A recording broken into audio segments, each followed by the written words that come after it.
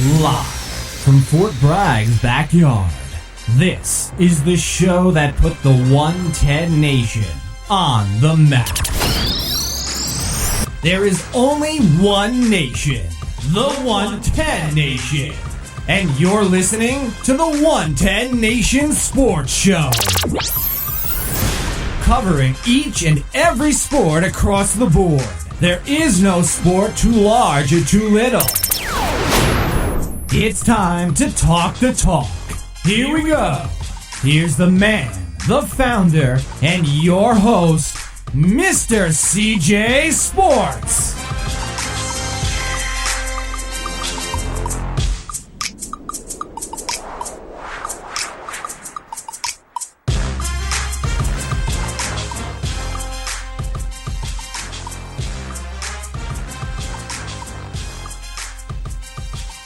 I want to welcome everybody to the 110 Nation Sports Show. I am your host, Mr. CJ Sports. You can follow me at CJ Sports 1. You can follow the 110 Nation at 110 Nation. Make sure you guys check us out on Facebook, my personal fan page, Mr. CJ Sports. The 110 Nation fan page, 110 Nation Sports. Check out our blog site, www.the110nationsports.com. Also, check out our company site, www.the110nation.com, for all the latest going on here at the 110 Nation. Don't forget, Monday night, or why did I say Monday night? April 15th, I don't even know what day of the week it is. April 15th is our 5-year mark. We got a little thing going that... We're wanting to have 1,000 likes by our 1 year or by our 5-year mark, April 15th. And if we are able to do that, I have a little contest that what we're going to do is give out 5 days to represent 5 years of goodie bags to our followers. So do us a favor. If you're out there and you're watching this show, or listen to the show, make sure that you go over to Facebook and like us. If you've already liked us, spread the word. Share us with somebody that you know is a sports fan, that you have seen them share or post sports stuff, or if it's somebody that you know that you talk in the office with sports. Or, you just know they're a sports fan. Spread the word, help us grow, help us hit that 1,000 like mark by our 5-year, our fifth anniversary. You got a bunch of people working behind the scenes, doing a lot of great things. And, and a lot of doors have opened up. And remind you, and I know a lot of people scratch their head. God, you're trying to get 1,000 at 5 years. You got to understand, we've learned a lot over 5 years, and we've started over many different times. We have had many different fan pages. If it was CJ Sports, which is actually what ended up turning into being my personal fan page.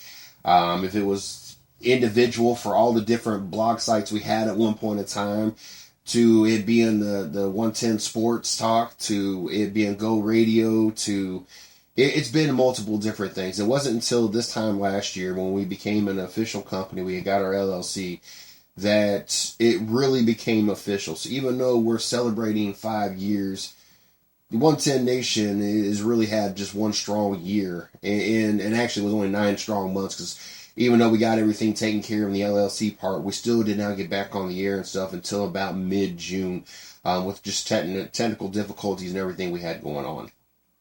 So, we're asking you to help us celebrate 5 years with 1,000 likes. So like I said, these guys are working hard, filling up shows, and putting on great shows, and reaching out to the community and getting involved with just many different aspects to make their shows even better. And The writers and the material coming off on the blog sites and just everything going on here. We want to have an opportunity to grow in all aspects, and we feel social media obviously is a big part of growing, and we would like to make sure that we continue growing that way.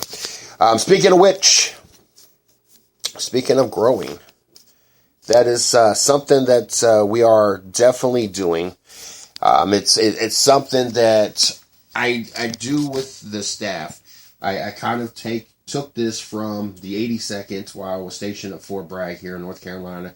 82 days without a major incident or death, whatever it was. They got a day off.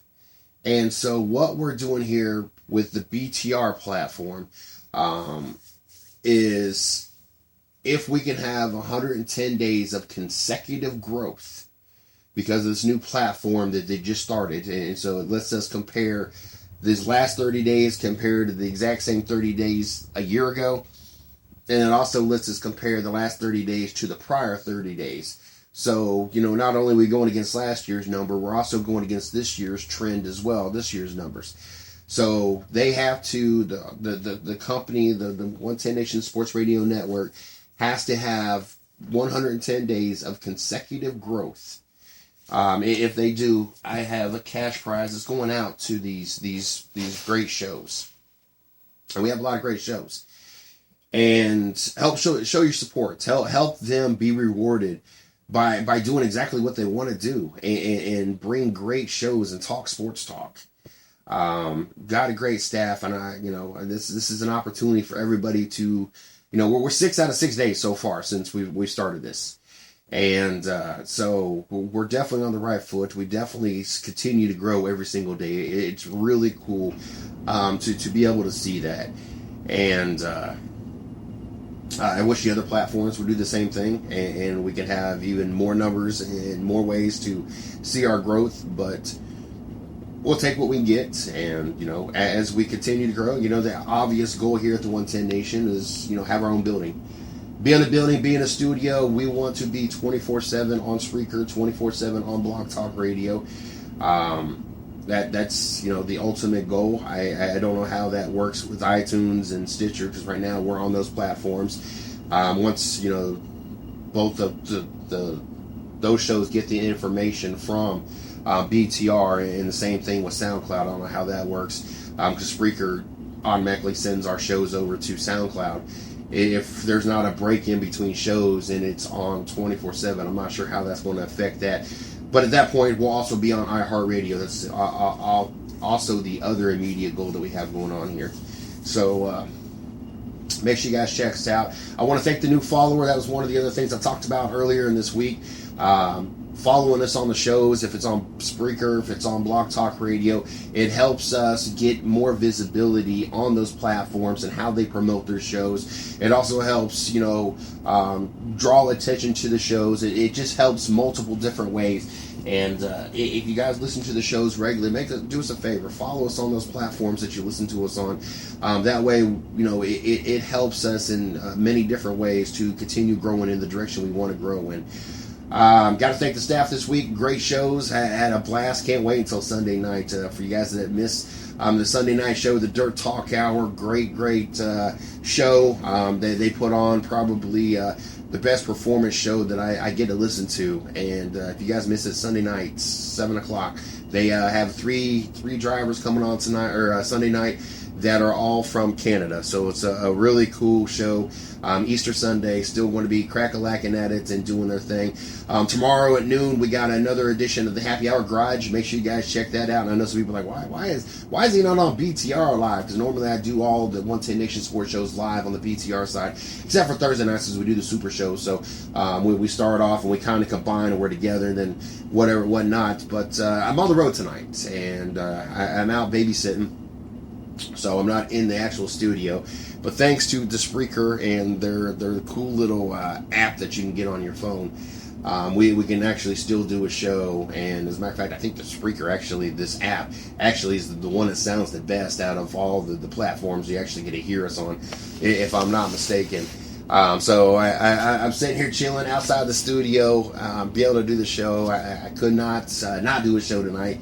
A lot of different things on my mind, so I wanted to have an opportunity to sit down with you guys tonight and have a Mr. CJ Sports kind of show tonight. It looks like tomorrow night. I think I'm going to. I've been putting a lot of thought into this. And you got a lot of different sports that promote their sports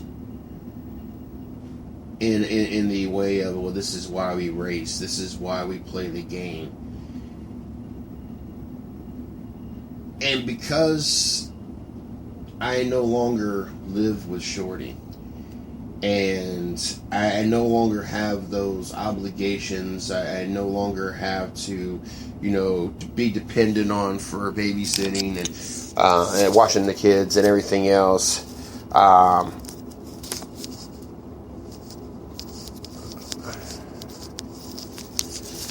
get an opportunity to have a little more time to do things.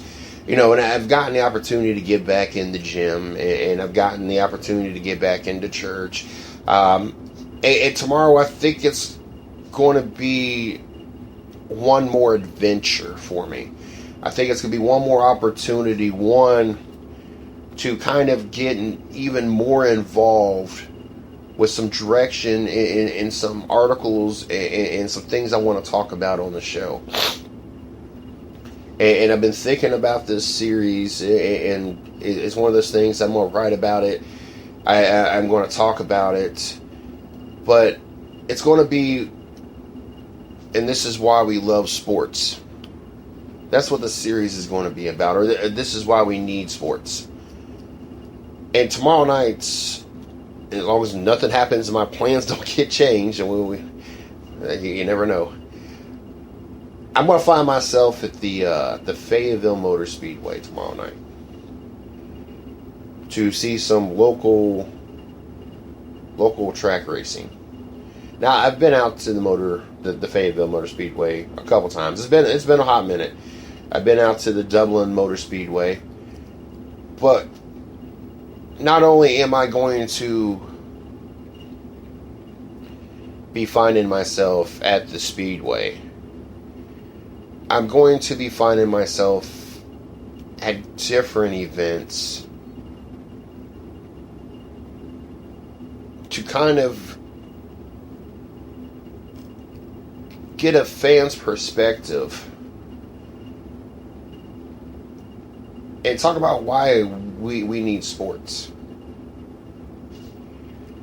We got a local team that is kind of in between high school and college, Coastal Plain League regional thing. I forget exactly how they're classified, but they put on a real good show. I say show. Games are really good and fun to watch. It's kind of a game and show all at once, because in between the innings, they have sponsorship stuff going on, a little contest, and you get the family and kids involved, and the Fayetteville, the Fayetteville Swamp Dogs. And so, I'm gonna take an opportunity. It's easy to me to go out and go to a Charlotte game and understand why fans are the way they are. I understand that it's easy to go to the Charlotte Motor Speedway and understand why fans are the way they are. With my schedule freeing up the way it has, not only am I going to, find myself at the Fayetteville Motor Speedway, which is about an hour up the road, the Dublin Motor Speedway, which is probably about an hour and a half up the road, down at the J. Riddle Stadium where the Swamp Dogs play. But I'm going to find myself up in Wilson County. God, I can't think of that local track off the top of my head. We just talked about it the other day.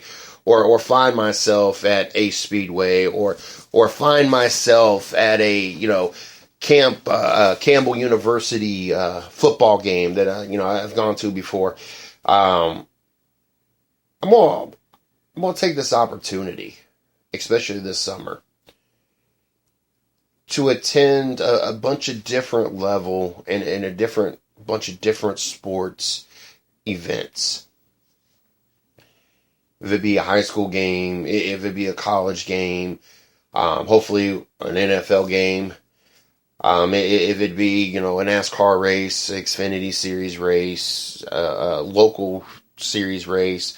If I get an opportunity in K&M Pro East or the ARCA Series happens to be close enough, I'm going to take an opportunity this year to not only, you know, attend these events to watch the sports, I mean,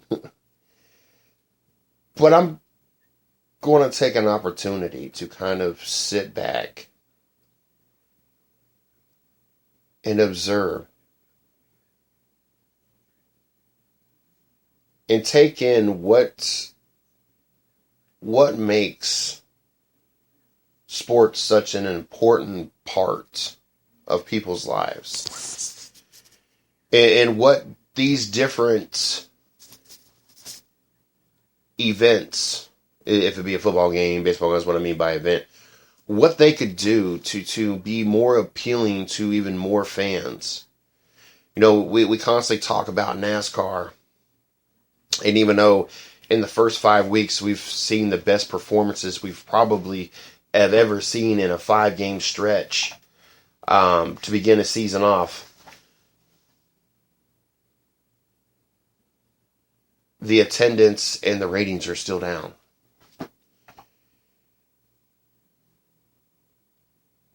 And I want to know, at the entry level, working his way up, where the disconnect is. Is it their experience at the lowest level, the cheapest level possible, that has prevented them from wanting to take a 4-hour block out of their time to watch a particular event on a Sunday afternoon or a Saturday evening or whatever the case may be? Was it their experience at these events the reason why they're not willing to invest more money into your sports and, you know, go see the top tier of that particular sport?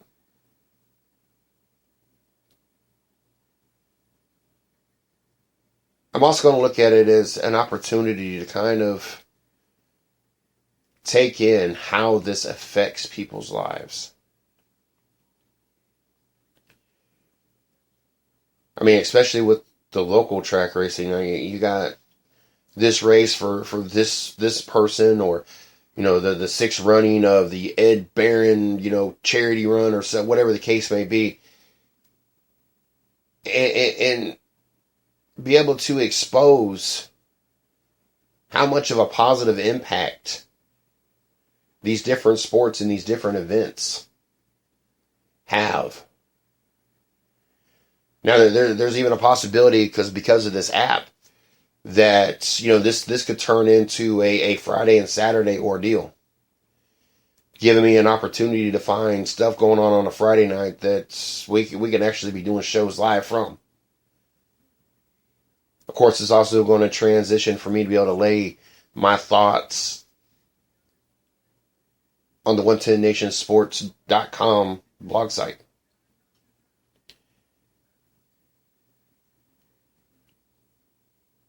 I feel that I live sports probably 75% of my life. You know, the only reason I really even go on social media at all is because of Facebook. I have, and this is not trying to brag or get people to look me up my personal page, because it doesn't really bother me how many friends I have. I think it's like 500. I don't know. I really don't keep up with it. It's not something that is that important to me. But I have probably roughly 500, between 500 and 600, somewhere in that ballpark figure, friends on my page, not my personal fan page. I got 1,048 likes or whatever it is. And the only reason I know is not because I constantly look at it. We do daily stats to see where we're at and growing on every aspect of the sport or every aspect of this company. It is something that is something very important to me. And for those that listen to my show on a regular basis, I'm a very statistical person. I want to know everything. I want to be able to have every number that can help me improve what we're doing in front of me and know it. And I share this with my crew. I want the staff to know exactly where we stand and everything else. But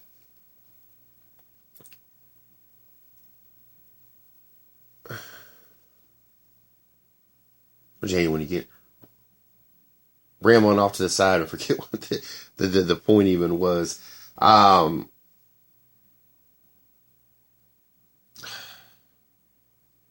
we all know I'm bad at that too.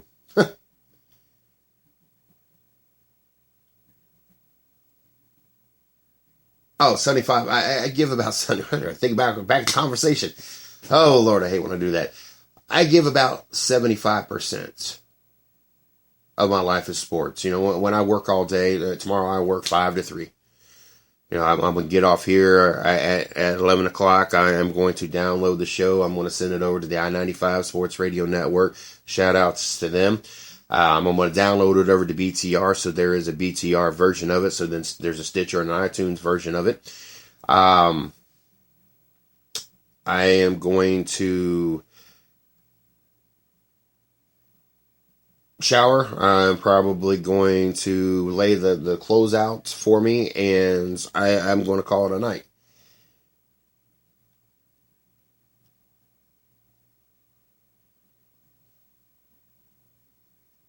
Sports consumes about 75%. I get up, like I said, 5 o'clock. I got to be at work 5 to 3. And 9 out of 10 times, I am going to have probably at least 3 hours of sports talk radio that I'm going to listen to, at least 3 hours. From 5 to 8, maybe 9-ish, maybe even 10. Sometimes I even get to noontime. It depends when it picks up. And I just don't want it to be something that, is loud and obnoxious. And actually I work 5 to 4 tomorrow, not even 5 to 3. So I do it, in the very early morning hours when there's really hardly anybody coming in and out. And then there's probably going to be at least another hour, possibly 2 hours throughout this shift of sports talk between all the customers that I have.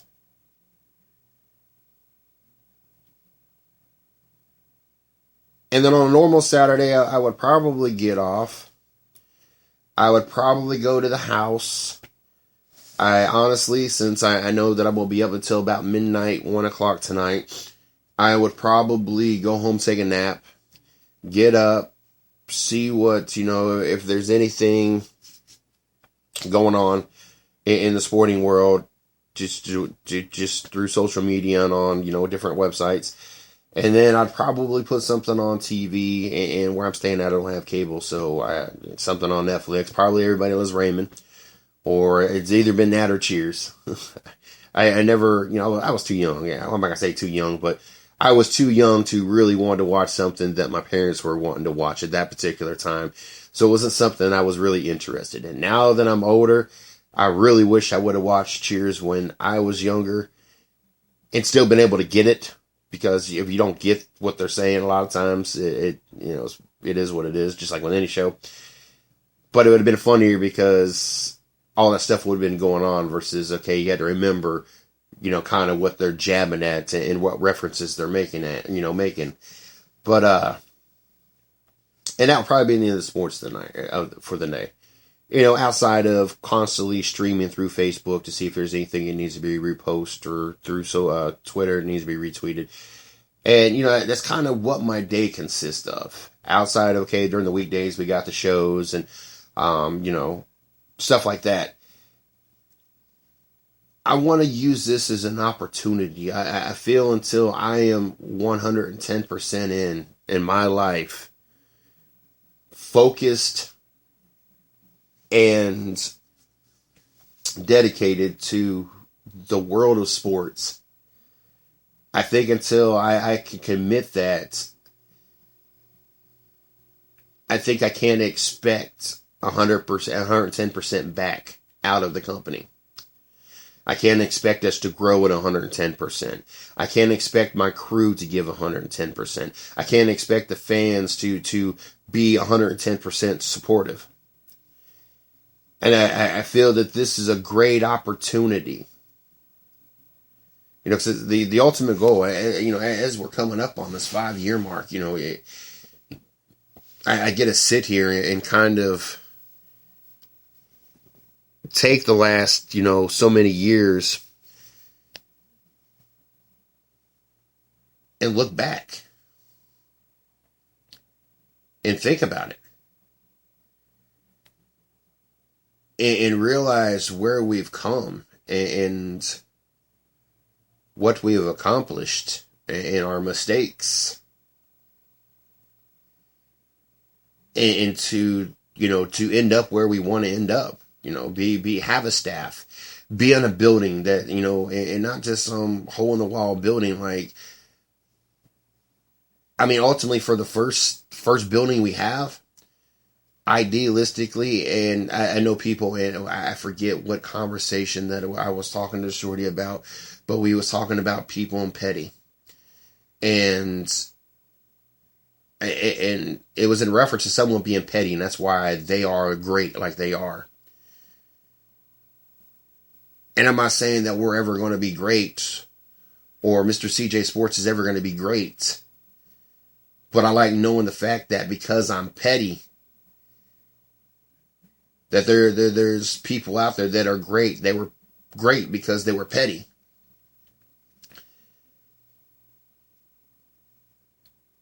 You know, and I'm not trying to throw anybody underneath the bus. I have a great crew. This is what I talk about when being petty. When people reference us as 110 Nation. When it's ready up, you know, in conversation, especially since we just got hashtag 110 Nation, which I'm going to fix that. It was just one of those things that we were just trying to work on a hashtag thing. I know it's petty to most people when they write, you know, like for instance, when the show description is written out, and you know, I let each of the shows, you know, send me their information, and some of the shows write their own description, and which is cool. And all I got to do is just kind of proofread it and, you know, modify the version I'm going to use to schedule the show with, and then use that in the post for our site, and then remodify it back to the way they want it posted in their page. And, you know, I do that, and it's cool. I like doing that, and it's cool to have a couple different versions of it and everything else. But there was, for the longest time, the word "the" was in front of it. You know, it was powered by 110 Nation Sports, or whatever the case may be. When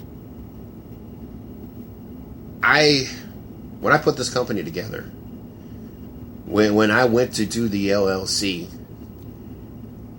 I had a purpose for it to be called the 110 Nation. Not 110 Nation, but the 110 Nation.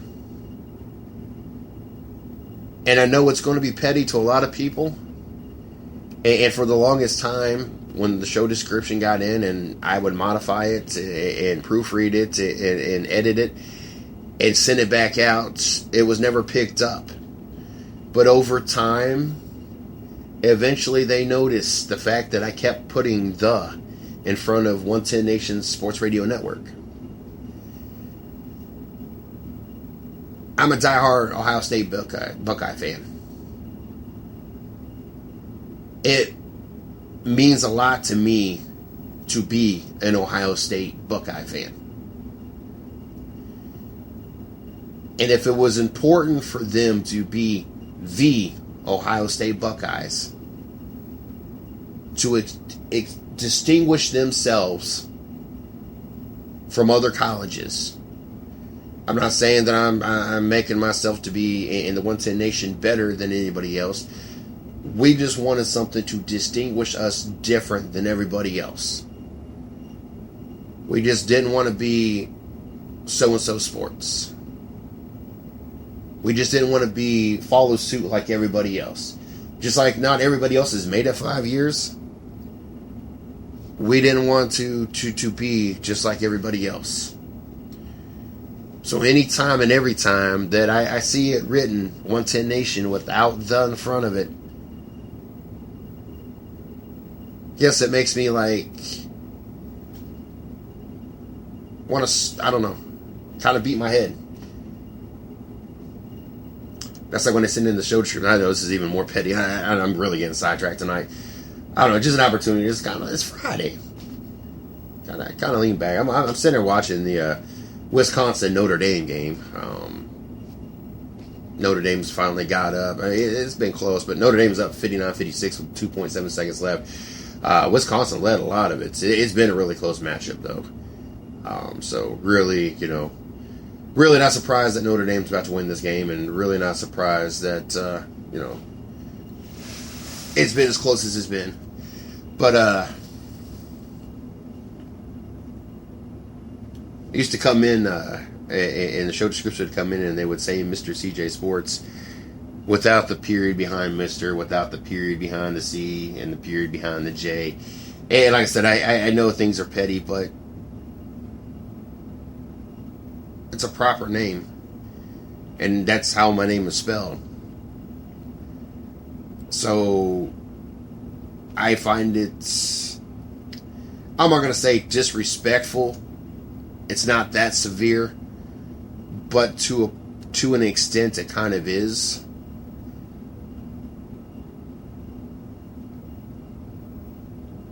And it's like one of our hosts has a fan page with their show name part of it. And they did not capitalize the show name when they made the fan page. And I've suggested changing that because it's a proper name. To me, it shows that is important to you. And if it's not important to you for it to be a title and it not be capitalized, then how is anybody else going to take you serious? Just like if I am not given 110%, if I spend 2-3 hours a day watching sports radio or sports, I watch Sports Nation a couple times. I try to watch the show after Sports Nation, but it's just horrible with the, I don't even know what it is, with the barely speaking English dad that sits in the back of it. I don't even know who they even are. They just annoy the crap out of me. But I watched Sports Nation twice. Finished watching the Colin Cowherd, the Herd episode from a few days ago that was accidentally recorded on the DVR, but it was a really good show.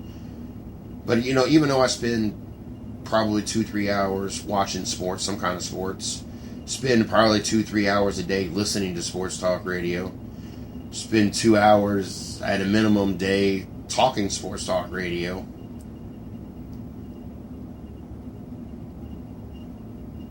I don't feel that I'm still giving 110%. And so I feel the opportunity, such as tomorrow, to go out to the Fayetteville Motor Speedway and start, and I don't want to make this sound like a whole spiritual thing going on, but I feel that if I dedicate my life to sports and dedicate my life to what truly makes me happy, not only will that inspire others within the 110 Nation to dedicate even, more of themselves to their projects, I think it'll also inspire those to want to be part of an opportunity, a chance to kind of have that same opportunity. I mean, honestly, there's no better way to spend a Friday night than to be able to sit here and talk sports and talk about the 110 Nation with you guys. Like there's, I mean, other than maybe being at an event while doing it, and that's something that's that I'm going to work on here, is making sure that I have an opportunity to come to you guys live at some of these events and talk about things.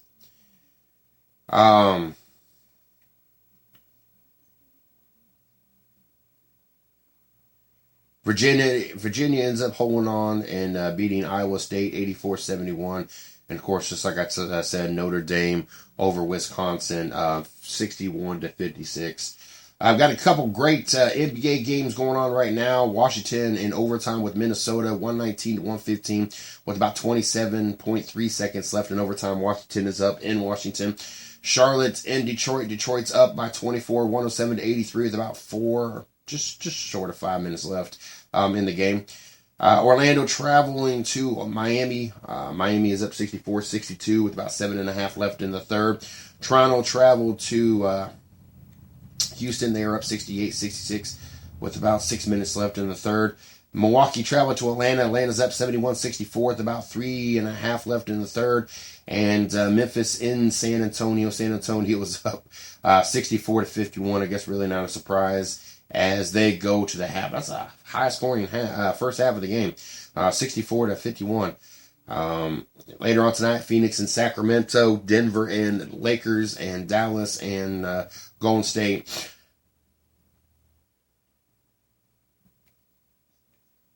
Yeah. Tell you what, allergies about killing me. But and that's what's going on in the sports, the scoreboard right now. But yeah, I feel this is going to be something that honestly would be a big hit. Having an opportunity to go out to these events on Fridays and Saturday nights and relate to what's going on at the tracks or what's going on at the field or what's going on, whatever the event may, happen to be. And socialize with fans out there. And just really kind of dedicate my life to everything that we have worked on. Everything that we are trying to accomplish here at the 110 Nation. Kind of using this as an opportunity to kind of not reinvent the wheel, but to make some what is much needed modifications to what we're doing.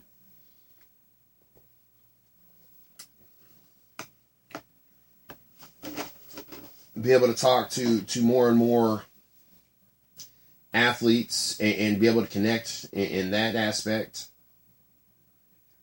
The fans, the family, the loyalty, the dedication. I mean, it's just going to be a real cool opportunity to do that. So looking forward to that. I'm excited about tomorrow night. See some local track racing. First race out there of the season. So very, very excited about that and looking forward to it. Kyle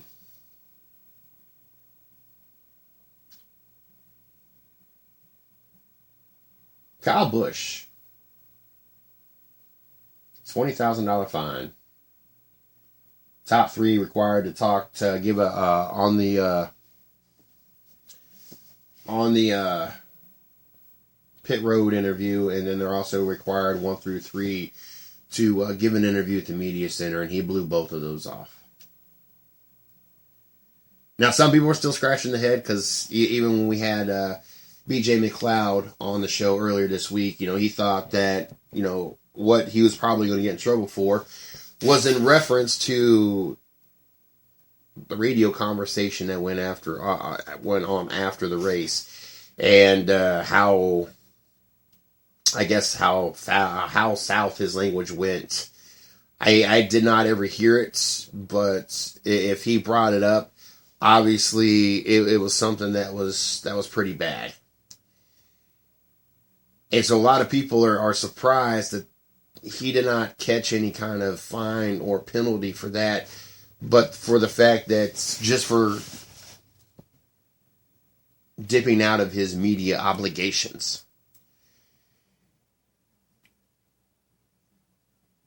And I guess from, a race fan's point of view, not that I think a lot of people were really that upset that they didn't have to hear Kyle Busch. I just know there were people that were butthurt about it. But I think NASCAR needs to really kind of take a moment to step back and kind of reevaluate that rule. And why I say that is we find it too many times that as soon as you put a microphone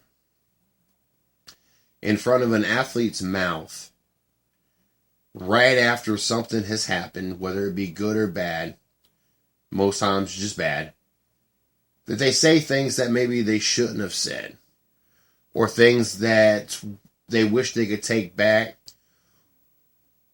or even they say it and it comes out wrong. It's not quite exactly what they meant. I understand that from a fan's point of view, we want the raw emotion. We want an opportunity to know exactly what this player is thinking as soon as it happened. We don't want to catch it on Twitter account later on the night when they finally, decide to, release some kind of statement. We don't want to catch it third-handed. We don't want to catch it on SportsCenter later in the night. We want to know right then. And so some of the stuff that's gone on in the when it comes to these athletes saying things that really just comes off the wrong way and makes them sound horribly bad. I mean, there just been times that Richard Sherman has come off sounding just like the biggest douche in the NFL. There's been times that, Kurt Busch has come off sounding like the biggest douche in NASCAR. There's been some times that I know that these athletes wished that there was an opportunity for them just to be able to kind of step back, maybe go shower, and then come back and talk about it. Have an opportunity to kind of cool off, gain your thoughts, had a moment to think about it, so nothing comes off sounding a certain way that it's not supposed to sound. And then, instead of soon as a game ends, you're catching a player coming off the court. Or soon as the halftime comes, you're catching a player right out as they're running off the field. Or soon as a wreck happens, you're catching a driver getting out of their car. Sometimes things are said in the heat of the moment, not because that's truly how they feel, but because the emotions from their dedication to the sports and their commitment to performing at the highest levels and performing the best at the highest levels takes over, and in the heat of the moment, I mean, I guarantee you, if these people really meant some of the things that they said, could you imagine how, especially in NASCAR races, you got the same 40 drivers every single week for 36 weeks in the same garage area. And if you've ever been to Bristol, you know exactly what I mean. Twice a year. If these drivers honestly meant what they said, just imagine how bad the tension would be. How you gonna tell me they meant every word they said? The next week they're sitting there conversating or not ready to beat each other up? How many times have you seen people actually mean what they said? And they've fought and gone back and forth more than just one incident. These drivers go and hang out in the same infield for 36 weeks of the year.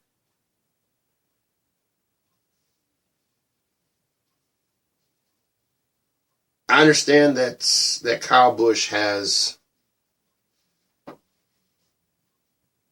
media obligations when it comes to NASCAR, especially with the top three finish. I completely understand what NASCAR is trying to do, and what every sport does. I also understand that I've sat in the media center, and there's been times that we have sat in there for a few hours after the race was over with, waiting for the media obligations to be withheld, and had to wait it out. And I know how aggravating it can be to be simply sitting in the media center and waiting for what seems like an eternity already, because you done been out there, depending on when you arrive. I've been to some events as soon as the gate opened up, 11, 12 o'clock in the morning, and it'd be a night race, and Bristol. So I've been in the track from, sometime, I don't know, between 9 and 11 o'clock in the morning until midnight, 1 o'clock in the morning, depending on when they got the last interview done and how late the race ran. So I already know that aspect of it, how aggravating it already is. And then if you gave the drivers an opportunity to, go back to the haulers and shower before they got to do the interviews, an opportunity to cool down, this, that, and the other, I understand how much more of a delay that would end up being.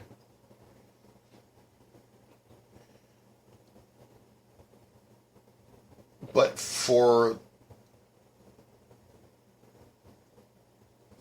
the sake of the drivers, for the sake of the sport, I would rather see, such as NASCAR, going to, hey, you guys go shower up, get changed, and come do the media thing. I mean, granted, this is the top three cars. And so they shouldn't be even aggravated. And I think that's the biggest thing I think that gets a lot of people when it comes to Kyle Busch in this weekend, because it was 4 straight wins and then a second place on 3 tires, which most other people they would be thrilled with that kind of a beginning of a season. But of course, Kyle Busch being Kyle Busch, and I hate to say this, I hate to reference back to it, but I will. Another one of those people that's petty. He's mad because he didn't win the race, and it doesn't give a post-race interview, his media obligations, gets fined $20,000 for it, all because he was petty. Got second place. Like I said, four first and a second to start off a season. Drivers would die for that. Here, Kyle Busch is mad because he didn't win the race and was able to set another record. I think this whole petty thing, that might be a new slogan for me. That might be the new thing. Trying to achieve for greatness here.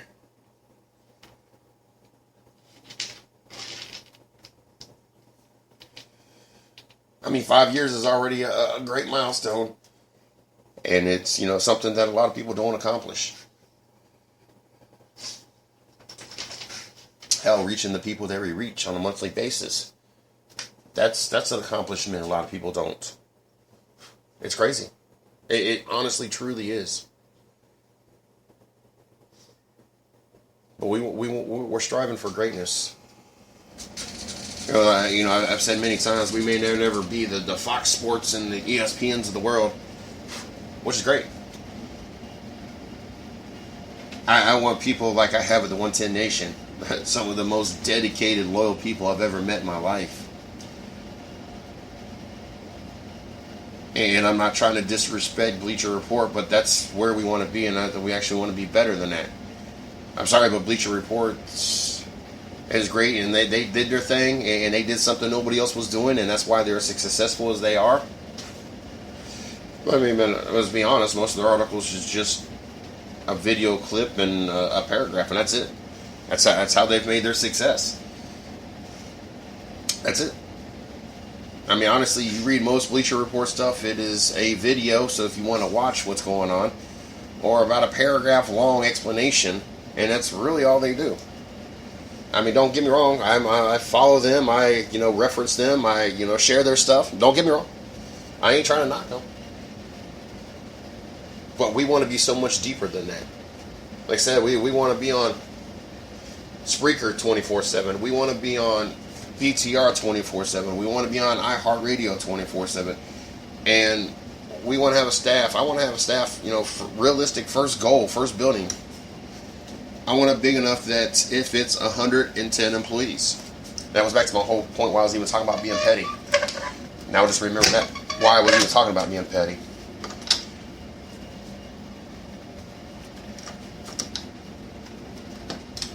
There's a lot of things we do that seems petty to a lot of people, but it means something to us. And it would mean more than anything for us to build something that, I always just said I wanted to be in a building and have 110 employees. I don't think that once we get to that we would be satisfied with just that. Either A, we would have to open multiple locations and that kind of be the format, which I've thought about that. Have, honestly, at different points I've thought about having locations in all 4 time zones. And, if it got to that point, we would have 110 employees in each location. And the first goal was just to get one in every time zone across the United States. That way, as we go 24/7, it makes it a little bit easier to have someone in the very late shows be in California or out west versus us doing shows out east at 2 o'clock in the morning our time, which is just simply 10 o'clock their time. So there's a lot of things I think about. You have no idea. I think I'm dipping in a little bit of my why I'm not at 110% and only 75%, because there's about 5% of my day that I'm constantly game planning. But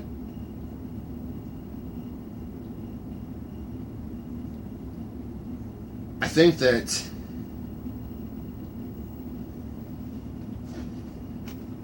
the fact that a lot of people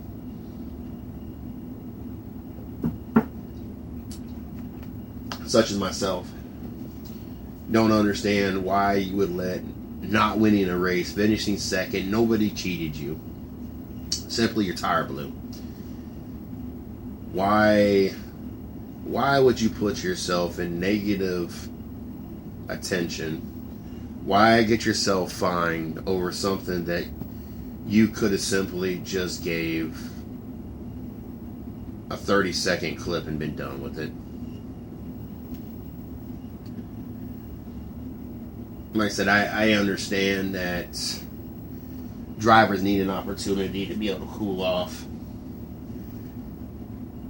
kind of gather their thoughts. But You finished second. You got 4 first and a second. And what's even more amazing, I mean, if it was me, I'd have been ready to brag about it. You blew your tire as soon as you took the white. You got passed by one guy, and you end up taking the lead back.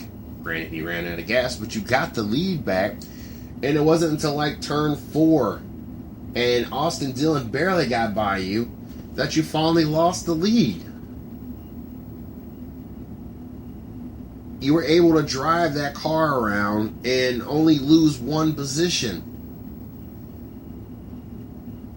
I mean, I thanked Kyle Busch many times on this radio show because he proved my point. I told people that he could do more on 3 wheels than most drivers can do on 4. I would have thought he would have got out and bragged about what he just accomplished. Because not too many drivers out there would have been able to do that. Instead, he blew off all media obligations and got himself a $20,000 fine. That part just, I don't understand that part. I understand you're frustrated because you didn't set the record or get a new record. But, come on.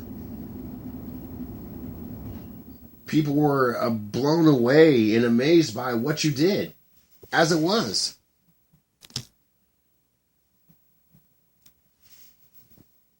It's crazy.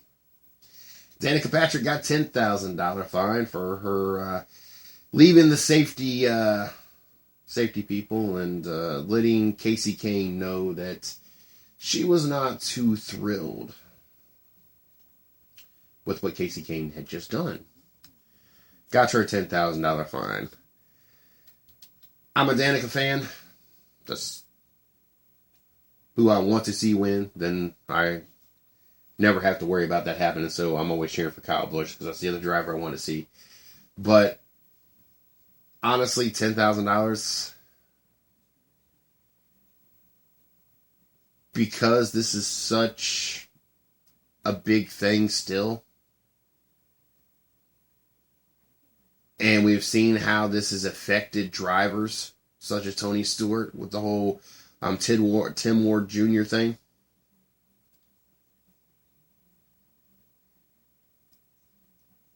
I would have not had a problem with her being fined more than $10,000. There was a reason why that rule was implicated. There's a reason why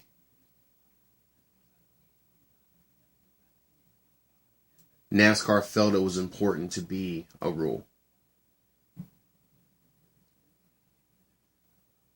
And to show your displeasure that way, knowing the possibilities. I mean, for heaven's sake, we watched Juan Pablo run into a fuel truck on a caution lap. You never know what's going to happen. There's always a possibility that a throttle gets stuck or a tire falls off or something happens. You just never know. And with that being said, if NASCAR would have fined her $25,000, $50,000, I don't think that I would have had an issue with it. I know that sounds steep. I know I'm a Danica fan.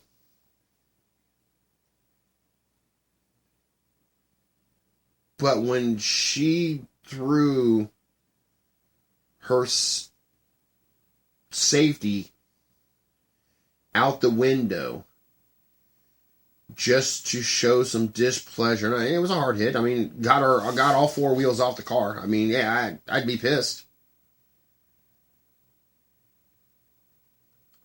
And this is kind of my point when we talk about the media putting a microphone right in front of a driver's mouth. You imagine if they would have been out there and ESPN would have been out there right there when she would have done that and put a mic in front of her mouth?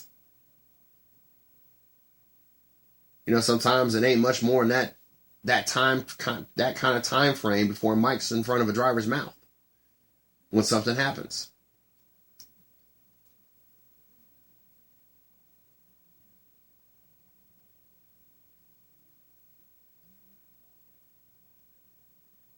It wouldn't have hurt my feelings. And honestly, I wouldn't have been surprised. I'm kind of surprised it's only $10,000 fine. What she did to me, or which in my point of view, what she did was more of, I won't say more critical, but to me was a bigger violation. Kyle Busch blowing off the media. Okay, yeah, don't do it. Fine him $10,000, whatever. To have Danica deliberately disregard her safety, to show her displeasure because somebody wrecked her. Granted, he wrecked her. I don't think he did intentionally, but there's no doubt it was his fault.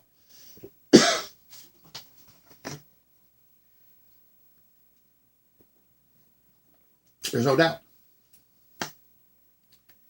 But for her to deliberately go out there and disregard her own safety, to me, in my book, that's, whoa, hold on. Out of the two, that's the more severe violation.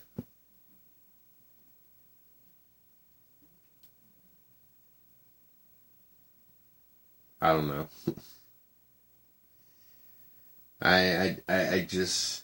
I don't get it. Thought this was something that was interesting. Touchbacks in the NFL. They're going to move it up to the 25-yard line. I wonder how much harder that decision for the kick returner or the punt returner to return that ball now is going to be. Before, more than likely, you were going to at least get to the 20-yard line.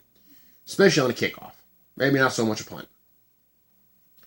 Kickoff, there's a good chance that you're going to get that yardage. Every once in a while, 10, sometimes 15 through 20. But usually, they at least get, especially that running start. And I mean, usually before anybody even has an opportunity to get down, they're already down to the 10-yard line, already back out to the 10-yard line anyway. It has to be really blown coverage for someone to get in that quick. And it has to be one hell of a kicker that can get some serious airtime too. But now the 25. We don't establish 15 through 20, usually right around 20 is what you get to. They don't usually go much farther than that, though. If they go much farther than that, then usually they're either at midfield or it's gone. There's not really much in between.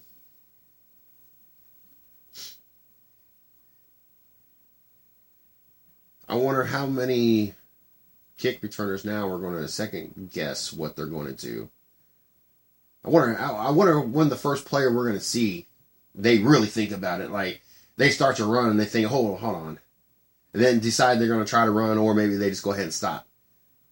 Like, you could tell they were thinking about it too much, whether or not they can make it to the 25-yard line or not.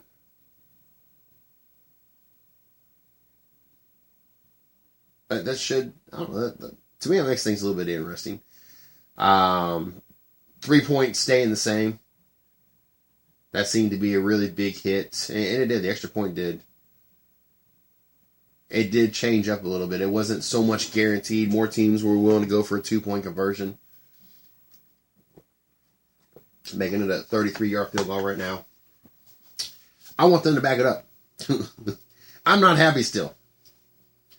I want them to earn that point. It's still kind of a give me. Let's shoot for a 40-yard field goal and see. I want it to only be a 60 to 80% probability, not this 90% probability they're going to get it. I don't want it so much guaranteed now. I want that to be one more strategy in a football game. How much more interesting, and let's be honest with ourselves, how much more interesting would it be to know that there's only about a 60% chance your kicker's going to hit that extra point? Or 70%. Not that the 95% or 96%, whatever it was before we even start changing the rule. And I still think it's in the 90s now. But let's say low 70s. And how much different the strategy will be. Because now it's not so much guaranteed. 2-point conversions will become more of a role. Just think how different this game could be. Granted, it is not pretty much guaranteed they're going to get a point. Because, at one point, the sports, you just assumed it was always going to be 7. Like, it was very rare a point was missed.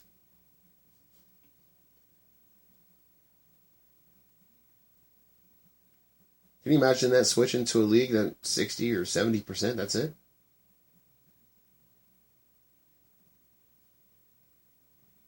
That you go down the field, you're down by 7 points, and what used to be, okay, now we're going to tie this game up.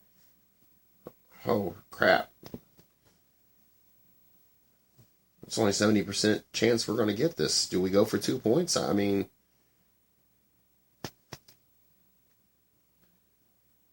do we need to rush down there so if we do miss this, we got an opportunity to get a field goal? I mean, just think how much the strategy would change. I don't know. I just wish they would push it back to the 40-yard line. See what the stats are there. Get where it was before. What it was when we pushed it back for it to be a 33-yard field goal. And let's push it back so now it's a 40-yard field goal. Let's crunch the numbers. Let's not make it down to 50-50. As interesting as that would be. Let's have it where more people are hitting it than missing it. But let's make it less and less of a quote-unquote guarantee.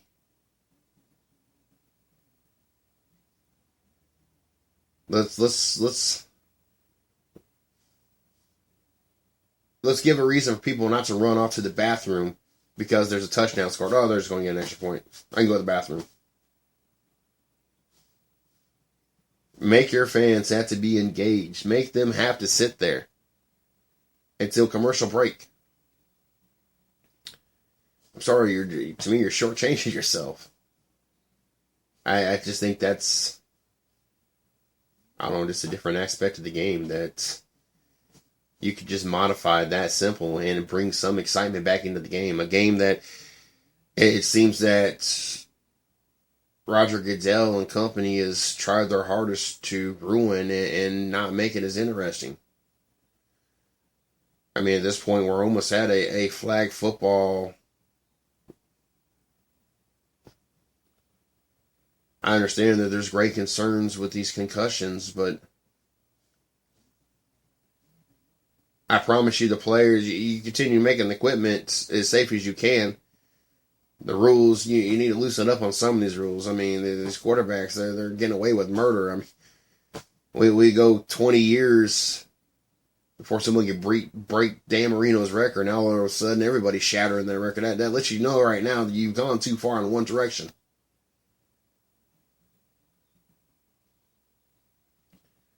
You got to find a common middle. Like I said, I understand you got to keep improving the equipment and make the helmets as safe as you can. And the helmet's a helmet. I understand that.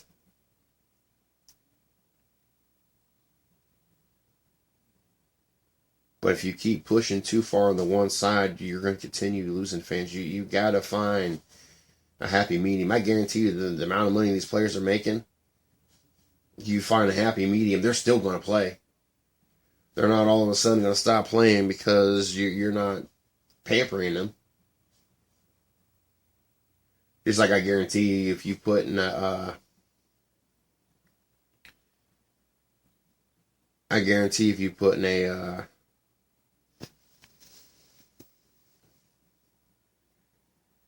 in their contract that you cannot sue them And, for any injuries that, I guarantee they would sign off on that and still play. They would not pass up the opportunity of playing in the NFL and or making the millions of dollars they'd be making just because they cannot sue you for an injury. Guarantee it.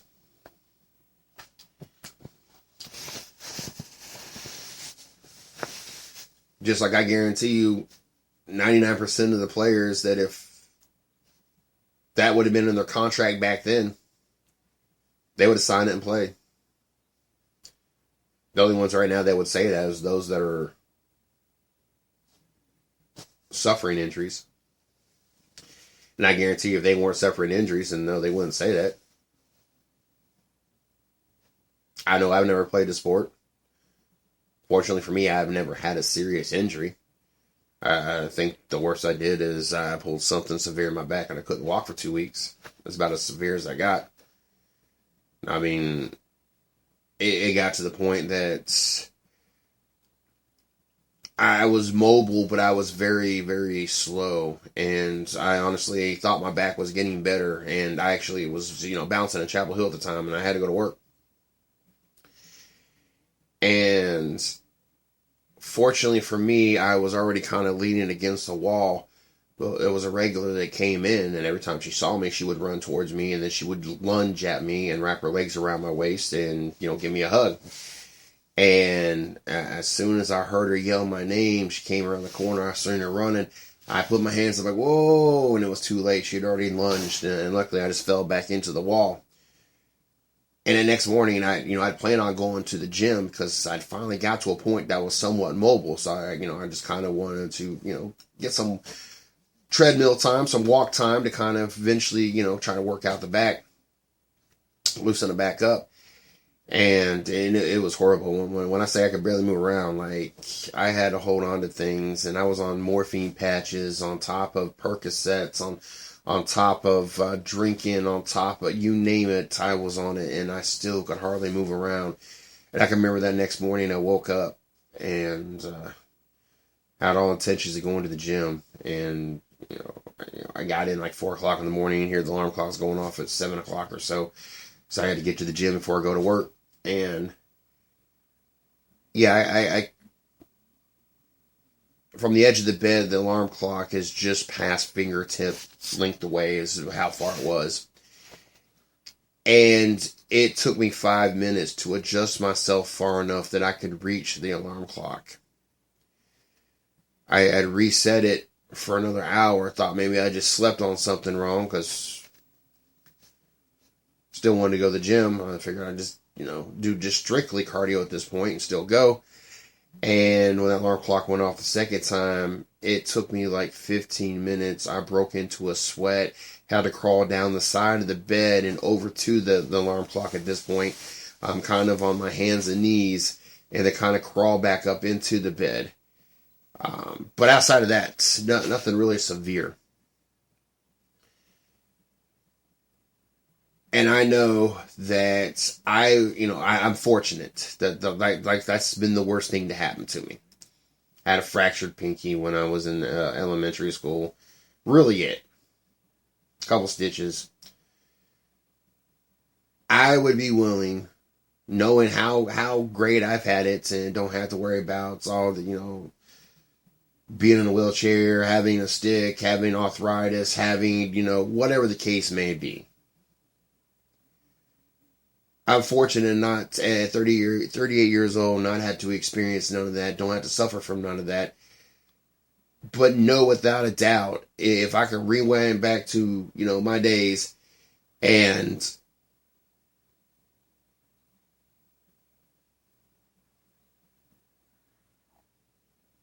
I rewind back to the days and would have continued playing football to a point where I would have played in high school and played for college and had an opportunity, and they put that in the contract that, look, these are the possibilities. You could suffer concussions. You could be possibly paralyzed for life. You could possibly lose a limb. All these possibilities that could possibly happen for playing the sport. to be able to say I played in the NFL and to make the money that they make, I'd have signed off on it. Knowing how easy I got it now. That I've suffered from maybe one fractured finger. Where I couldn't walk for maybe 2 weeks. Have like 2 pulled teeth. Like that's like the worst that I've had to experience. I played football. I played basketball. I bowled. I did bench press competitions. Constant in the gym. About 2 years ago at this point now. Was 250, benching 460. There's a lot of things that could have happened having that kind of weight. I've bounced for 10 years. So it's not like I led a sheltered life and didn't do anything physical. I was in the military. I have done my fair share of stuff. Had a lot of possibilities that, things could have happened. It don't seem like it at times. I'm a very cautious person. I kind of think things through, and that's kind of where I've had a couple bumps in the roads with a couple of my exes. Is I think about there's a reason why I've never been locked up. I think things through. I don't go on spur of the moment. It's some things that I just will back out of because I feel that if something was to happen. And there's like one time, I've never been caught by the cops in a vehicle with a female. I have one time got away or nothing happened. But I've never really been caught. I've never got a ticket for it. And I remember a trip to Ohio and someone was wanting to find a parking lot and do a little something. And we could never find a parking lot that was like even somewhat dim. Like they were all just lit. And I'm sorry, I'm not going to put myself in a very visible possibility of being caught doing something that's go get me a ticket. As petty as that sounds, or back on the petty word.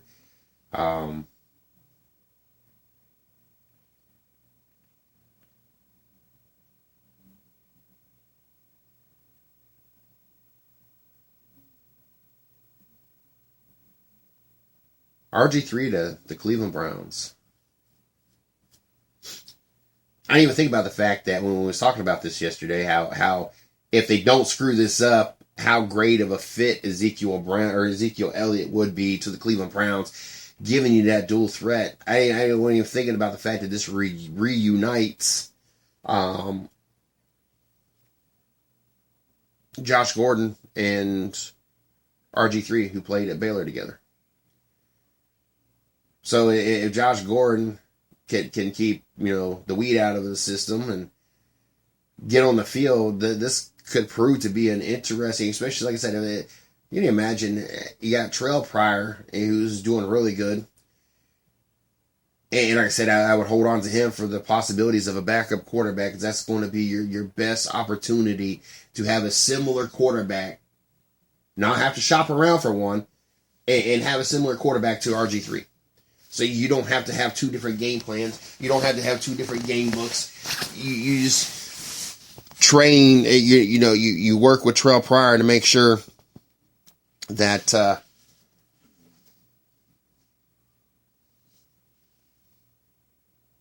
he is game ready in case something happens. But you get him in his speed and his athletic abilities. Anybody else we draft in this draft pick, add that with Josh Gordon, who was 2 years ago the best receiver in the league, minus 2 games from being suspended for weed. So you have a dual run threat. You got 2 good receivers. There's just a lot of possibilities there. RG3's reasoning for liking Cleveland, according to his words, fan of Bone Thugs and Harmony.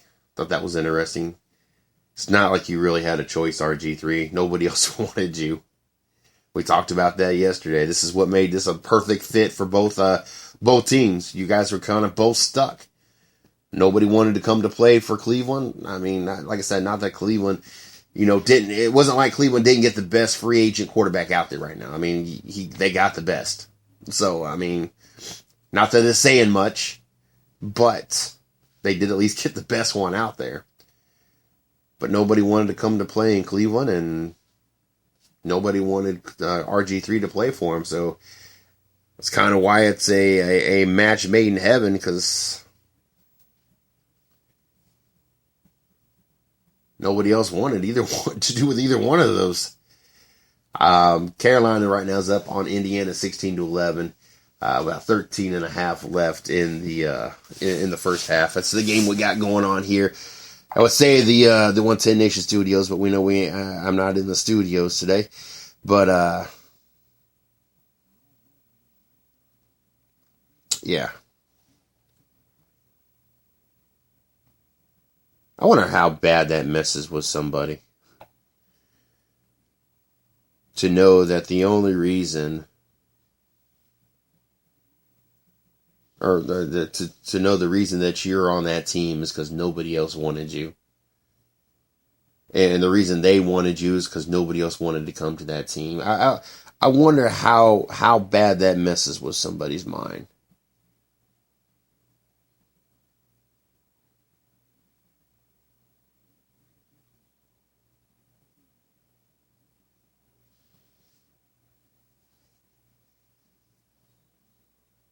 I just think that would, I don't know, I think that would mess with me. I'm going to be thankful that I get the opportunity, and obviously I'm going to do my best, whether if I plan on staying there or if this is just kind of a way for me to build my resume for my next opportunity. But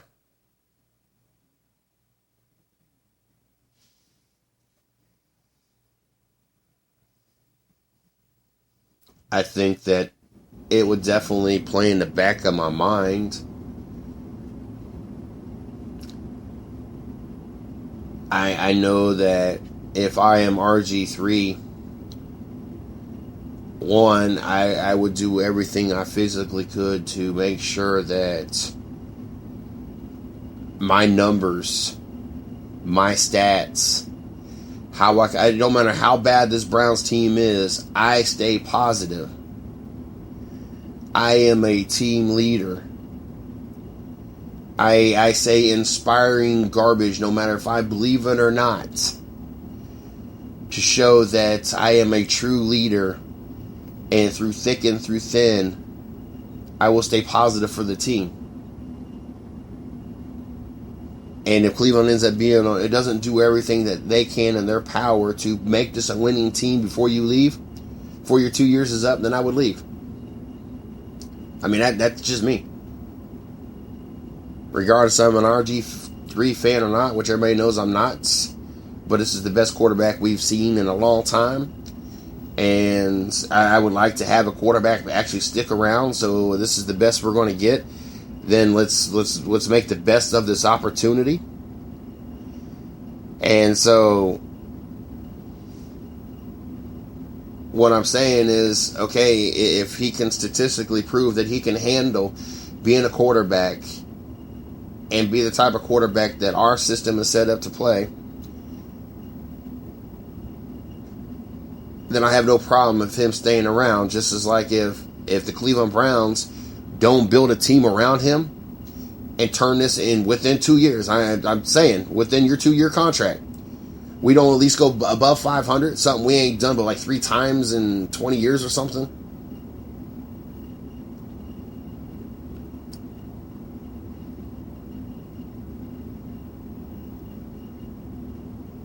If they can't put a plus 500 team on the field, then I would not be upset if RG3 walked away. I would not be upset. I would not blame him. There's no point in sticking around with an organization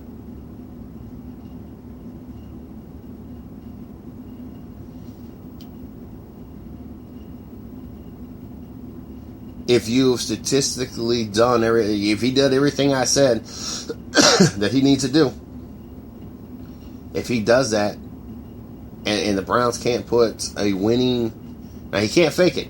He's got to go all in.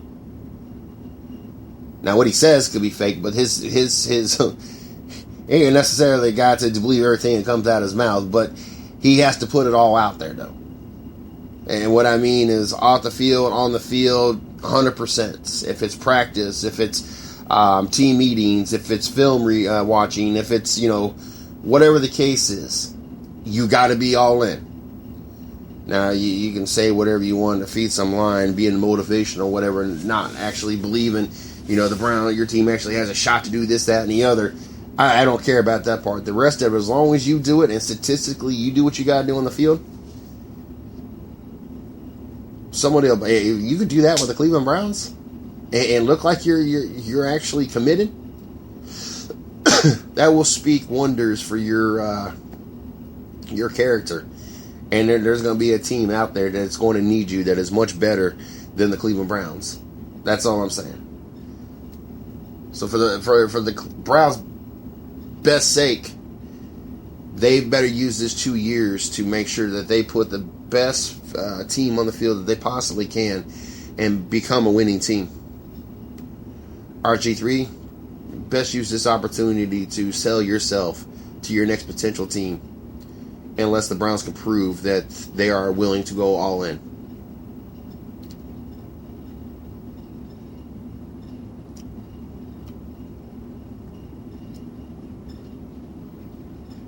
Thought this was interesting.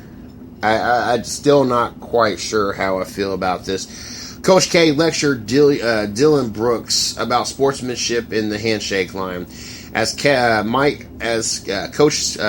Krzyzewski suspected in a press conference earlier this week, if Duke couldn't find a way to shut down Oregon's Dylan Brooks, it would be a tough game for the Duke Blue Devils to win. Brooks, who Krzyzewski called probably a versatile player, as versatile a player as I've seen, torched Duke on Thursday night, scoring 22 points while adding 6 assists and 5 rebounds to lead the number 1 seed Ducks into the Elite Eight. He rebounds, he defends, he can hit threes, he gets fouled, he does everything, Krzyzewski said Tuesday. And there was one 3-pointer in particular that the Duke coach was none too pleased with in Thursday's game. Brooks pulled up with a 3-pointer near the half-court logo with about 10 seconds remaining, with the Ducks up by 11 points, so Coach K let him know how he felt about the sportsmanship in a handshake after the game. Dylan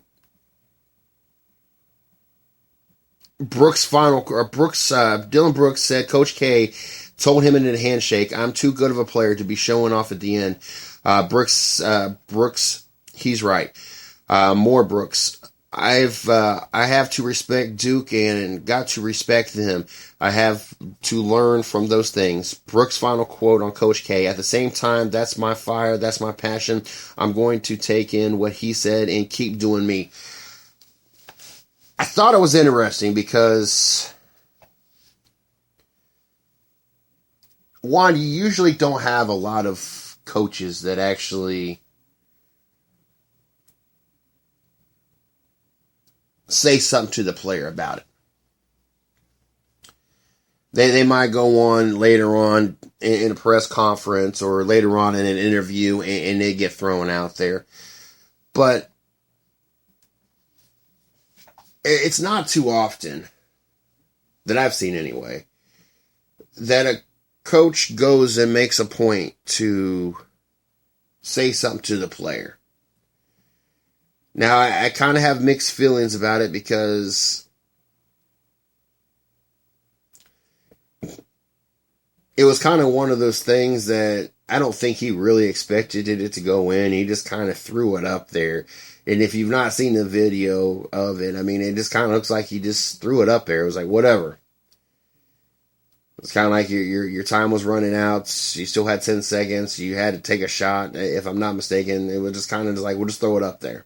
It went in. I can understand from Mike Krzyzewski's side of the thing, because either you could have just went in and took a 24 or took a shot clock violation, like a lot of teams would have done, or went in and try to take a shot instead of you're up by 11, you take a half court shot and win. So I can understand both sides and understand the argument about it.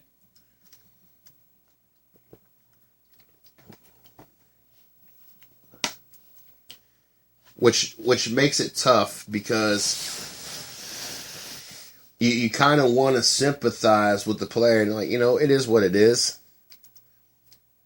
But also, you've been that team that you've been down by 10, 15, 20 points. And a player does something like that to put icing on the cake and just really kind of get underneath your skin as a fan. Or if you're listening to the show and you're an athlete, as an athlete. And so I can understand the coach's point of view as well. I thought it was interesting that Coach K says something to him. Like I said, most coaches don't take it upon themselves to go direct. I can see it being more one of those things that Coach K called up the Oregon coach and say, hey, look, we didn't appreciate it. It's not really sportsmanship, or it's something been said later on, like I said, in a press conference or an interview or something. But to see Coach K, to see him make a point to go tell him, I thought that was kind of, odd.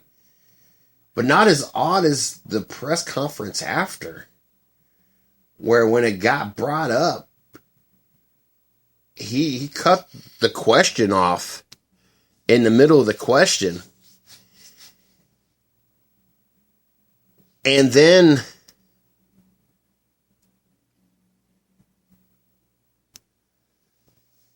denied saying anything. And then when the reporter went on to say what he said and agreed with them, he was like, well, whatever he said, go with it. And so you see Coach K on video footage talking to him, so he has a conversation with them.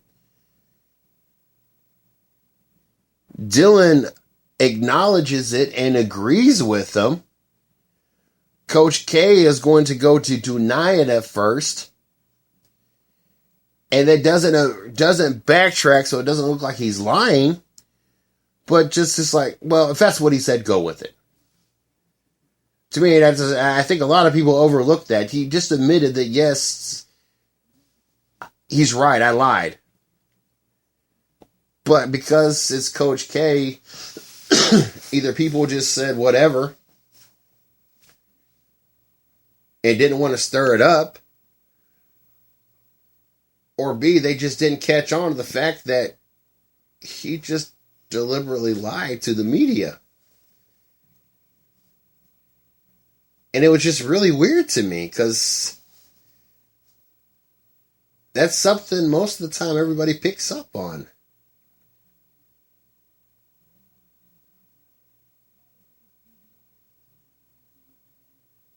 I don't know. I don't get it. that part, I'm sitting there watching it, and it was just like, really, you watch certain coaches. And honestly, I think watching a Bill Belichick interview is kind of awkward, because he is only going to answer certain questions, and he's only going to give you certain answers. And to me, it gets really awkward when the media tries to spin the question different ways and different people try to do it to get him to answer the same question, just worded differently and coming from someone else. And it gets really weird to me because all I'm sitting there thinking is this guy is not going to answer this question, obviously. So why do you guys keep rewording it? It's the same question. He's not answering this question. And it just, I don't know, just kind of, there's a lot of silence and awkwardness a lot of times. And that was kind of what it was like for me watching Coach K talk. Because like I said, it went from, no, I never, to, well, whatever he said, just go with it. I'm just like, huh? Did the media just catch him in a lie, and they're not going to expose that because it's Coach K? Like, huh? I was rather shocked.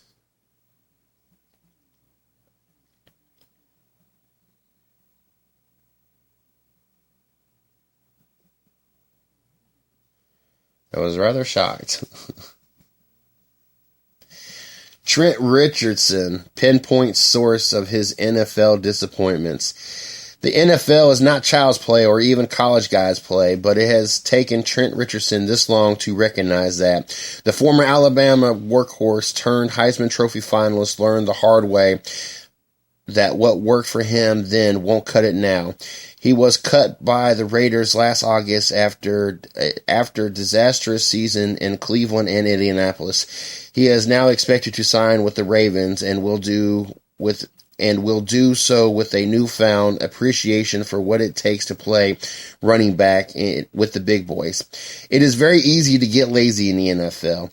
Not having everything scheduled and not having everything like at Alabama where it was so structured, Richardson explained in a profile on AL.com that you'll read in full, where you can read it in full. We had study hall. We had to get a workout in between classes. We had 5 classes a day. It was just so structured. In the NFL, everything's on your own.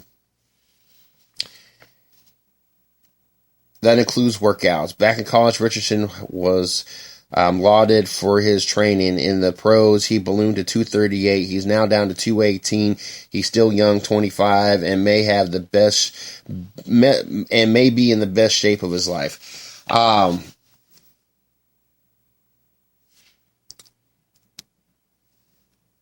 This is too funny to me. You're going to blame your lack of a NFL career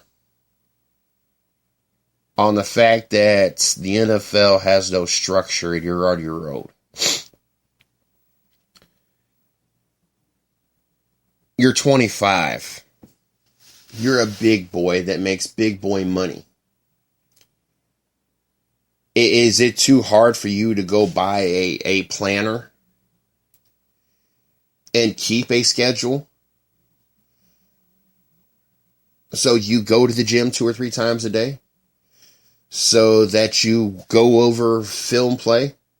That you go over playbooks? Is it that hard?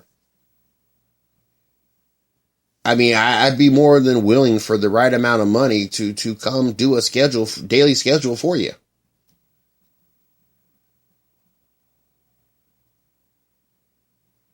Try having a real job.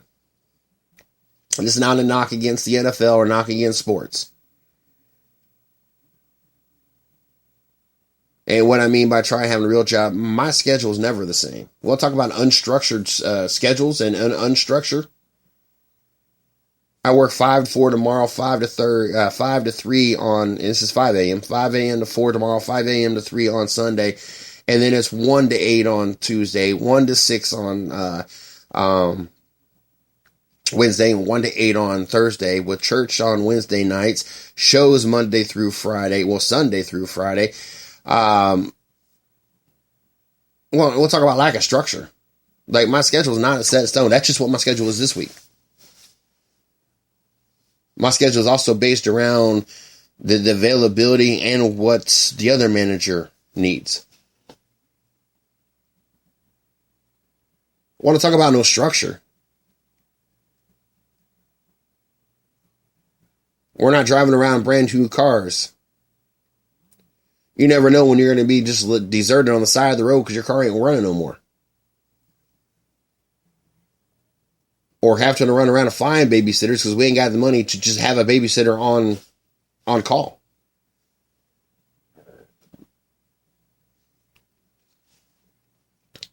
It was this hard for you to stay focused and to perform at the highest level when you make millions of dollars playing a sport.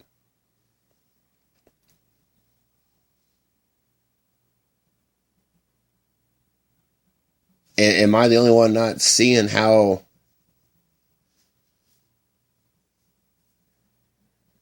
I had to take the show on the road tonight? I'm not even in the studio. You know where your practice is going to be. You know where your weight training is going to be. You know where 8 games of the year are going to be. The other 8 you'll know before the season starts.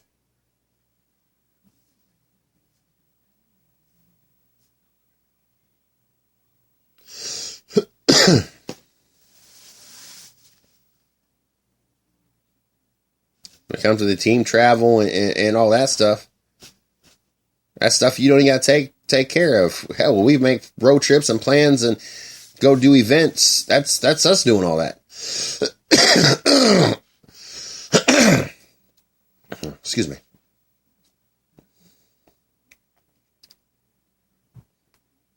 Too easy to get lazy. I bet you every person out there that wishes they knew now, would have known then what they know now, and know where this sport has gone, or any sport, and what the money they'll be making, and what it took to get there. I bet you if they had that opportunity to go back, that they would not say, or they would not ever get lazy.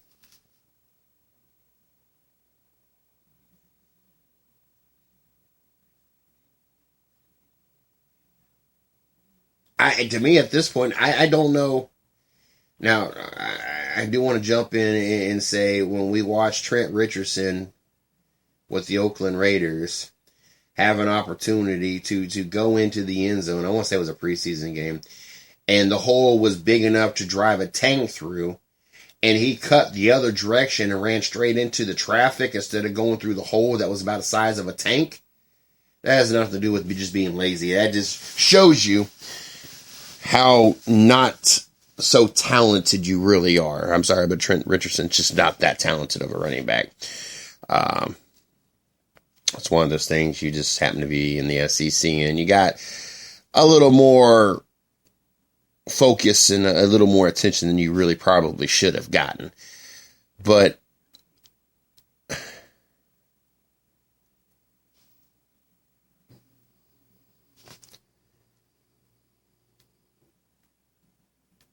lazy. That just, it kills me.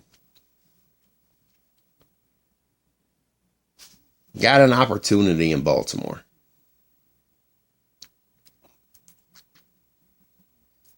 Joe Flacco, Steve Smith coming back.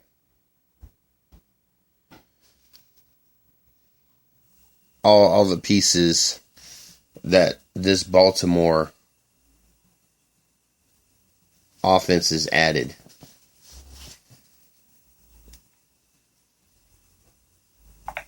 For Joe Flacco.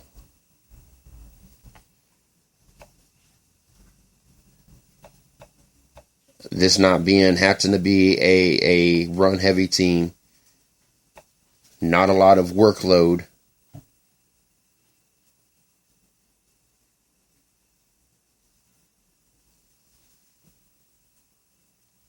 The addition of Mike Wallace to this team.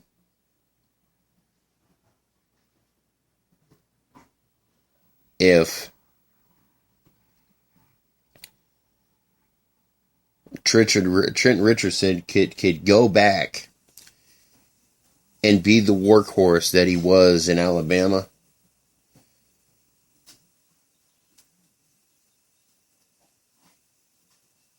this could be a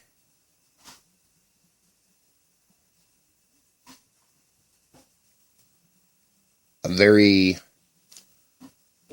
good thing for Trent Richardson and the Baltimore Ravens adding this piece. Could. I already said that Baltimore has already put themselves in a really good position with the addition of Mike Wallace to this team. Knowing that Joe Flacco is the gunslinger that he is,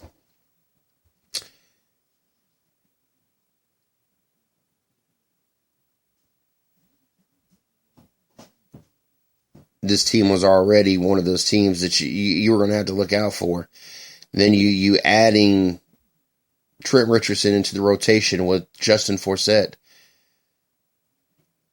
I tell you what.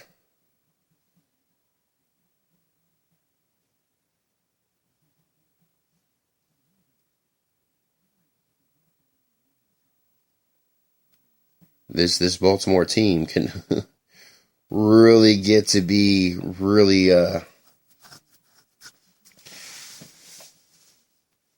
fun to watch.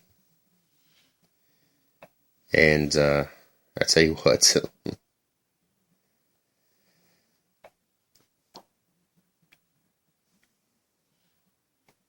as much as I want my Cleveland Browns to continue to improve, and it's kind of one of the deciding factors on whether or not RG3 should consider staying or not. The way those other three teams have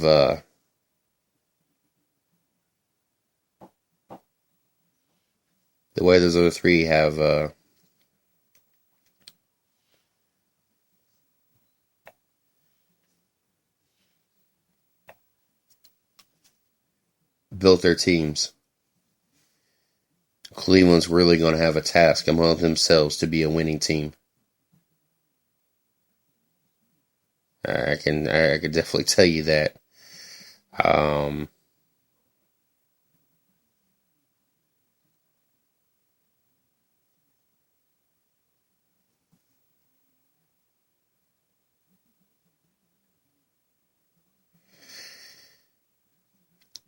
Chicago Bulls' Taj Gibson is embarrassed to be losing to trash teams. I thought that was rather interesting. Everybody's got their nights. It's why they play the games. So I thought it was interesting. I mean, I can understand the aggravation. I'm sure that it's part of the frustration when it comes to LeBron James over there in Cleveland, some of the teams that they're losing to. So, I mean, I completely understand. But it happens. I mean, look at Golden State's first loss was to the Milwaukee Bucks. A garbage team. I mean, do you see the aggravation and the frustration building up for Golden State over the fact they lost to a trash team? They've lost to a couple trash teams. If I'm not mistaken, they lost to the Lakers at some point this year as well.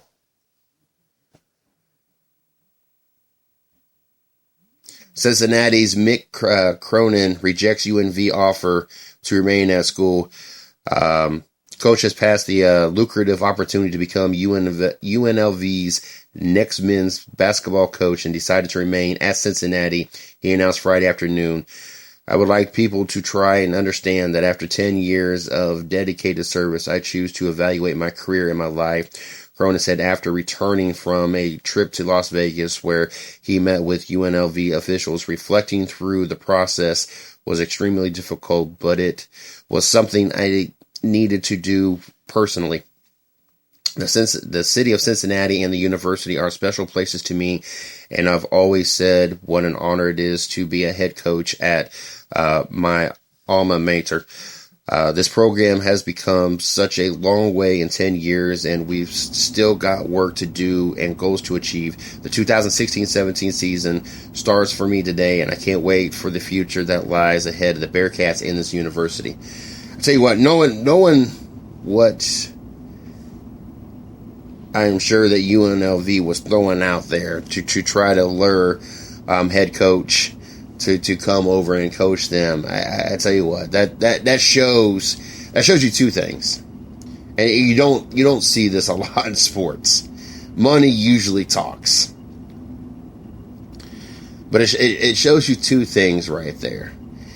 And one shows you how great it is to work for that university, to be at a program that has not won a championship and still wanting to be there, knowing that you get offers to make more than you're getting paid now, and to go into a program that, essentially could be a bigger program.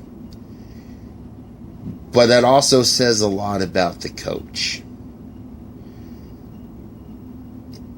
It shows his dedication, his loyalty, what this program means to him, and it's really cool. And they'd be really jacked up if they see they have a losing season next year and say, you know what, we don't need your services no more after he done turned down UNLV.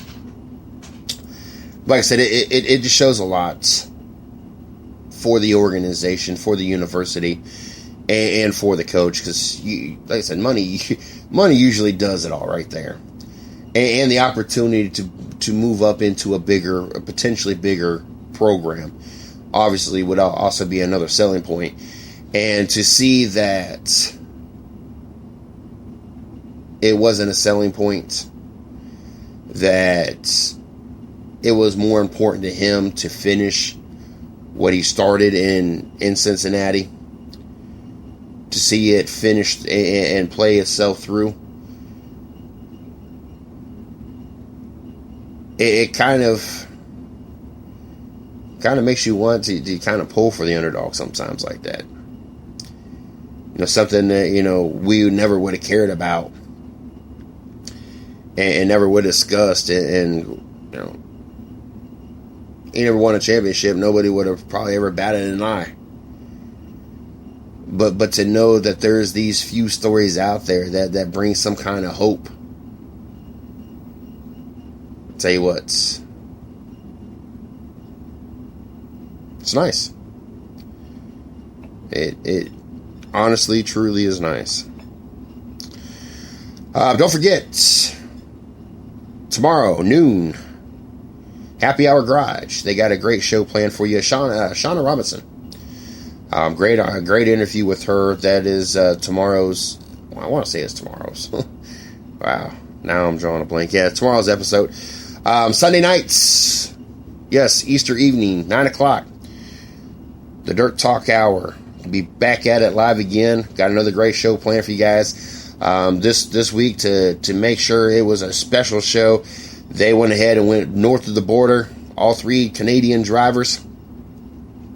So very excited about being able to sit in and listen to those guys talk to these three and up-and-coming drivers as well. So always a great time, always fun. Love having the opportunity to sit in that show. So make sure you guys check that out. Don't forget, you guys can check me out at CJ Sports 1. You can check out the 110 Nation at 110 Nation. Check us out on Facebook, my personal fan page, Mr. CJ Sports, the 110 Nation fan page, 110 Nation Sports. Also, check out our blog site, www.the110nationsports.com. Also, check out our company site, www.the110nation.com, for all the latest going on here at the 110 Nation. Don't forget, April 15th, we turn 5 years old. Tell you what, a lot of growing. To go from having a couple people listen to a show to a couple 100,000 a month. I tell you what, that's an extreme difference in 5 years. Got the 1,000 light mark that we're coming up on, that we want to accomplish. We hit it. We got 5 days to represent 5 years. 5 days of goodies that we're going to be giving out to our followers. So Make sure you guys either go over there and check us out, like us, or follow us, or there we go. Either like us or go over, if you already liked us, share us. Share us to someone that you know is a sports fan. Also, don't forget to make sure you catch all the shows, like I said, Monday through Friday here at the 110 Nation Sports Show. Monday night, 7 o'clock, Rubbin' Is Racing. Saturdays, we got the Happy Hour Garage. Thursday nights, Rubbin' Is Racing with the Big Sweat. And then Sunday nights, we got the Dirt Talk Hour. We got a little thing going on with all our different shows and their hosts. We kind of took what the 82nd here does here at Fort Bragg. 82 days with no major incidents, they get a day off. Well, what we're doing is 110 days of straight consecutive growth. We're going to reward all our shows with a little cash prize. So 110 days straight, we got this new program that BTR did. 6 days into it, we're 6 for 6. Would love to be able to start this first 110-day streak off and hit it. So make sure you guys hit the shows. If you guys know anybody that listens to sports talk shows, spread the word. Let them know about it. Let them know what's going on here. We got a bunch of things coming out and a bunch of things coming up. Don't forget, tomorrow night, I will be out the Fayetteville Motor Speedway to open up their season. I'm going to check out some local dirt track racing. So make sure that you guys... if you guys are in the local area, let me know that you guys are going to be out there either on my fan page or tweet me at CJ Sports 1. Like I said, we're going to be working on a new series that I'm going to be writing articles about and be talking about why we need sports. Why is sports a necessity in people's lives? You know, we do this 6 days a week, and it gives us an opportunity. I know why I do this. I know that why I'm on Monday through Friday from 9 to 11 o'clock, what the purpose is for me. It lets me get away from all the other stuff, all the madness of the world. It's funny because a lot of people come up to you, did you hear this happen, or did you know that's going on? Honestly, most of the time I say no, unless it's on the sports page or unless it's on Sports Center or any of the other talk shows I listen to, The Herd or whatever. I have no idea. That is the only section of the paper that I honestly hardly ever read. I would say there has been one time, and that's just because it had Hattiesburg, Mississippi, which is where one of our hosts lives at, and they had the flooding, talking about the flooding going on. I had no idea what was going on. I just happened to open that page, trying to open the newspaper to get to my section. That page happened to open up, and I happened to see Hattiesburg, Mississippi. That was the only reason I even read that. Outside of that, I couldn't tell you last time I read anything outside of the sports section.